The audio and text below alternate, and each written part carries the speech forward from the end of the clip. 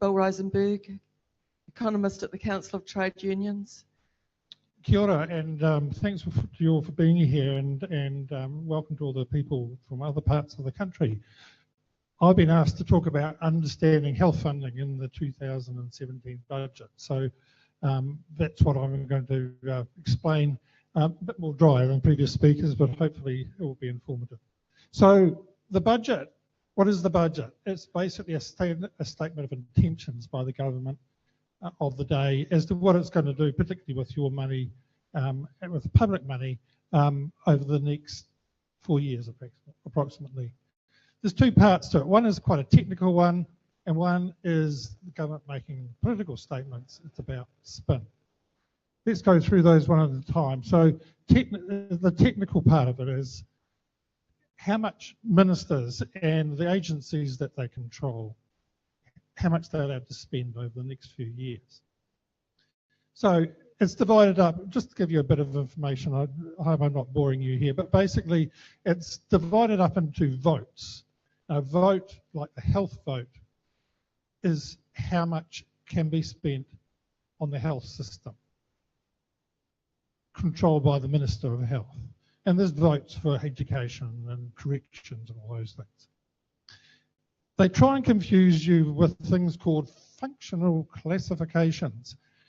And this is in the health system, health area, it's the health vote plus some of the money that goes into ACC that ends up in the health system, plus some other things. I asked the Treasury official what it actually meant, and he couldn't actually tell me, but it appears in the budget, and ministers make grandiose statements about how much the health package has gone up.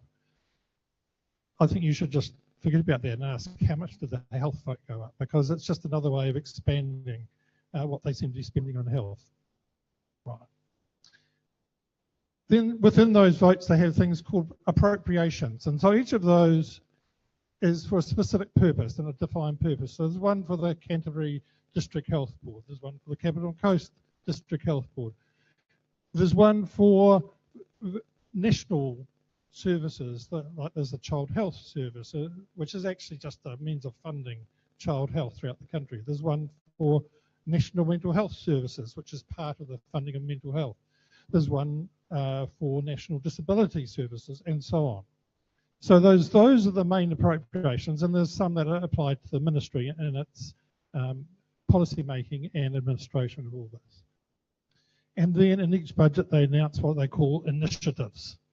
And these sound very grandiose, we call them initiatives, but some of them are simply a catch-up. They're simply giving money to make sure that the DHBs, for example, have enough to keep up with rising costs, and I'll come to that in a minute. So they're not actually new stuff, they're really just a catch-up. But there are some things that are really new in this year's budget. There was $7.2 million for the starting of a national bowel screening program to try and reduce our terrible rate of bowel cancer. So that you have to, when you're looking at these things, you have to distinguish what's really new and what's just keeping up. And then the other part of the budget is this political statement. It's spin, right? And our job is to look through that spin to see what is the reality. And the way they conduct the spin is they have as big a numbers as possible. If possible, they have billions, and they do that by giving you figures over 4 years rather than one. So always look through to see how many years it's for. They throw in spending from another vote, and I'll give you an example. So that's double counting there in the minister's statements about things to make things look bigger. And they always say, well, there has never been more dollars spent on, you name it, on health. But of course, there's never been more dollars. And so you've never spent more on housing, have you?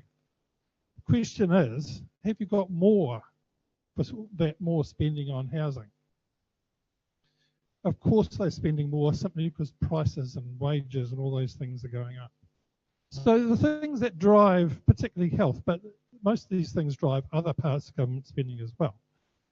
Prices rise, so just like CPI, there's things that hospitals and GPs and youth lines and all those kinds of things have to buy. Wages rise. Wages are around 60 to 70% of the cost of health. Population increases, so we have more people. We need to have more services just to keep the same amount for each person in New Zealand. And on top of that, particularly in health, because our population is aging, costs do go up as people age. There's controversy over that, but broadly speaking, that's right. So you have to increase spending simply because people are getting older, and there's some other things in there as well about the so-called demographics. And in some areas, those figures are rising even faster than population and aging and all that kind of thing. So in people seeking help with their mental health is rising at an average of 5% a year, much faster even than population and all those other things. So we need to look at those things as well. And only after funding these increases are we actually making progress. These are simply keeping up with costs and making sure each of us is getting a fair share of what we need. On top of those, we have these initiatives, and the ones that are really new actually need additional funding. That may sound, you may think that sounds obvious, but in fact, we find that they aren't properly funded. They're not funded at all in health. So let's look at the example of mental health funding. The ministers, Amy Adams and Jonathan Coleman, announced after the budget a $224 million boost for mental health funding, and you can see the announcement on the website there. Now, first of all, that's for 4 years, so remember that. That's not for this coming year, it's for 4 years. So it's in the coming year, it's actually going, even on their figures, it's actually only going to be about $53.5 million. So forget the $224 million.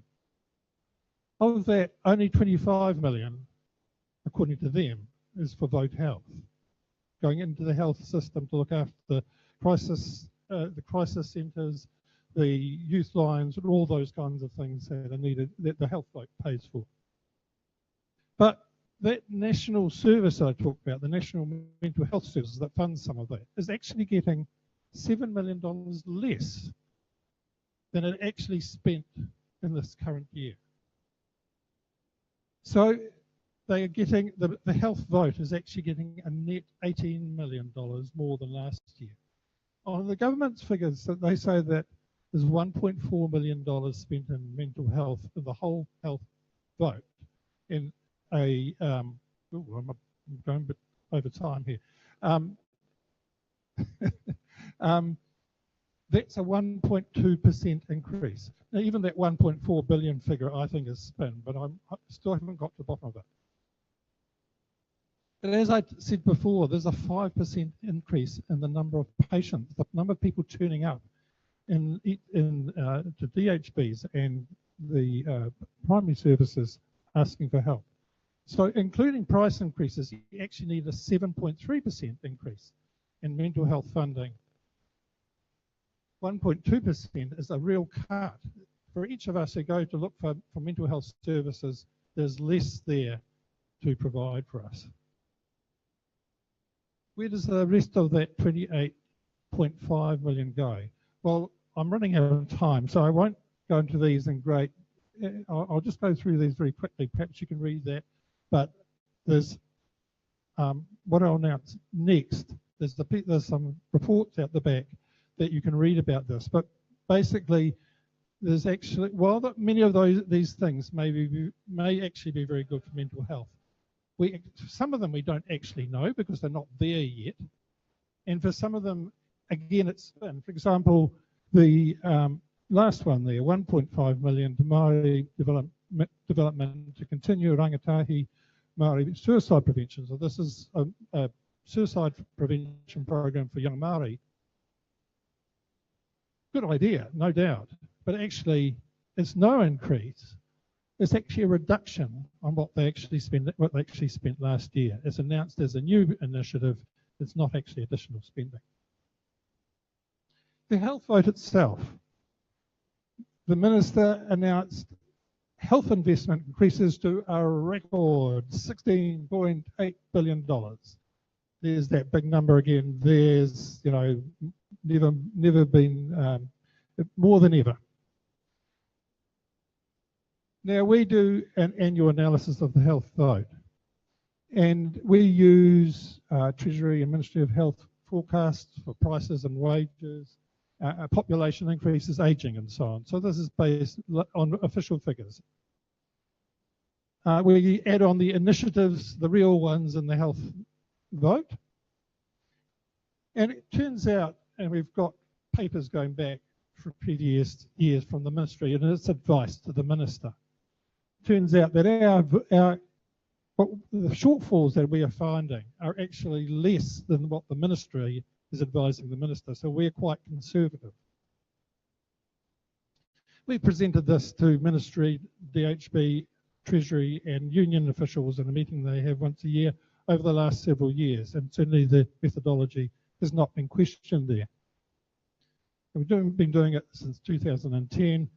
This is only about operating spending, it's not about capital spending, just so you know. So what we found in this budget was that there were initiatives that totaled a net 269 million. Most of that, in fact, more of that, was for the pay equity settlement, 279 million. I'm getting there. There were actually some savings that they know.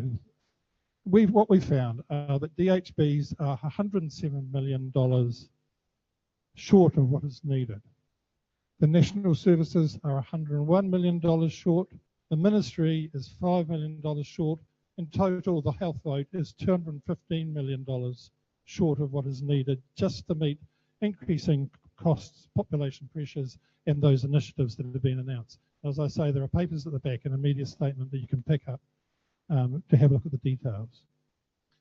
That's what it looks like. So what you see, those diamonds are what was actually funded, and the bars of different parts of the costs that are rising, and it shows you there how they're falling behind in each of those areas. Those shortfalls have been occurring in building every year since 2010. And what we calculated before the budget was it needed 2.3 billion just to restore funding to 2010 levels. In fact, it only got 0.8 billion. You might think that the $1.4 billion is an arithmetical error. In fact, it's just there's some rounding there. But basically, it was $1.4 billion short of what was needed to restore the funding to the level it was in 2010. Never mind, increase it beyond that for new things. The next government will need to spend well over $2 billion to restore funding to that 2010 level, just in the 2018 budget. And there again, you see that those figures over those years, the black line is what was actually provided, and what you see, and the other, again, you see the other parts of the health of what was required to cover costs and population and so on. The top part is the new initiatives, right? These new things they announce every year. And what you'll perceive is that they never actually fund those initiatives. They tell the health system, go suck it up.